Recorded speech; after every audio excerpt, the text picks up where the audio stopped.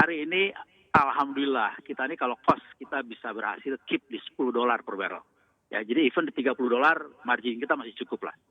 Tapi tentunya itu berdampak pada spending capex ke depan. Eksplorasi mungkin kita defer, sebagian dari capex yang non produksi kita defer, itu aja mungkin. Tapi yang jelas strategi paling penting di dalam menghadapi harga minyak yang tertekan adalah pengencangan ikat pinggang. Keep Apa aspek apa Pak, cost apa yang akan dipangkas tadi selain yang sudah Bapak sebutkan kalau di luar ekspansi non produksi yang akan dipangkas? Saya kira kita nggak perlu memangkas biaya-biaya yang berhubungan dengan produksi. Dalam artian gini, lifting cost kita udah cukup kompetitif. Hari ini kita di $10 per barrel oil equivalent. Paling-paling kalaupun perlu, ya itu tadi biaya-biaya capex yang sifatnya ekspansi atau eksplorasi mungkin itu kita bisa kurangi. Kalau dari sisi target sendiri, apakah akan ada revisi Pak dengan adanya perkembangan harga minyak dunia yang anjlok ini?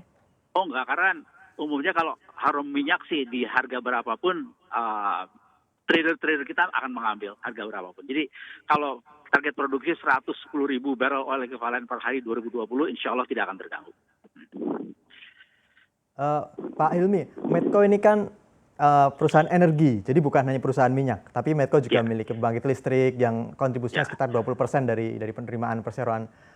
Sekarang bisnis minyak sumbangannya berapa Pak? Karena pasar melihatnya khawatir sekali. Sekarang harga sahamnya turun nyaris berapa 12%-an. Jadi betul. Sebenarnya minyak ini berapa persen kontribusinya terhadap penerimaan Medco sehingga harusnya bisa ditimbang ulang oleh para pelaku pasar bahwa Medco ini perusahaan energi gitu. Ya, kalau buat hari ini terus terang harga minyak ini kontribusinya hampir 80% ya dibandingkan dengan yang lain. Karena kan konsumsi dari aman belum berarti power juga masih relatif kecil. Cuman memang untuk 2021 ceritanya bisa berbeda karena pada saat itu aman mulai kontribusi, power mungkin udah ada tambahan on stream.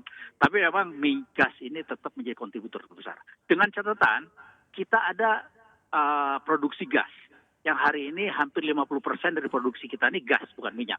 Nah, gas ini 60% diantaranya itu fixed price. Jadi long term fixed price yang tidak dikaitkan dengan minyak. Ekspor kita ke Jepang, ekspor kita ke Singapura itu dikaitkan dengan minyak.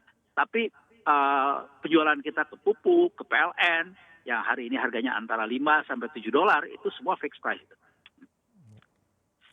Iya Pak, target kinerja sendiri seperti apa kalau target produksi tidak ada perubahan? Apakah ini akan mempengaruhi kondisi keuangan Medco misalnya? Kalau dari segi earning pasti terpengaruh lah. Jadi saya nggak tahu berapa hasil akhir rata-rata harga minyak untuk 2020, tapi itu seperti yang saya bilang tadi, kalau sebutlah average penurunan ini sebutlah sampai $10, maka kita akan suffer EBITDA kita $100 juta minimal. Oke, apakah ini akan menekan cash flow dari Medco, Pak? Kalau cash flow pasti akan terpengaruh, tapi tidak akan sampai harus kita melakukan restrukturisasi dan lain, nggak perlu kalau itu. Karena kan kita ini hari ini yang namanya debt management itu kita udah lakukan jauh-jauh hari. Seperti alhamdulillah kita awal tahun ini kita sudah panjangkan semua liabilities kita jangka panjang ini menjadi 7 tahun. Malahan untuk semua yang harus kita bayar tahun 2020, 2021, hari ini sudah ada di reserve pembayarannya. Berarti dengan pergolakan nilai tukar rupiah ini juga tidak akan, maksudnya bisa dimitigasi juga oleh manajemen, Pak? Oh, kalau rupiah nggak ada masalah. Kenapa? Karena kita ini sudah natural hedging. Utang kita mayoritas dolar, earning kita juga mayoritas dolar. Jadi nggak ada permasalahan foreign currency exchange.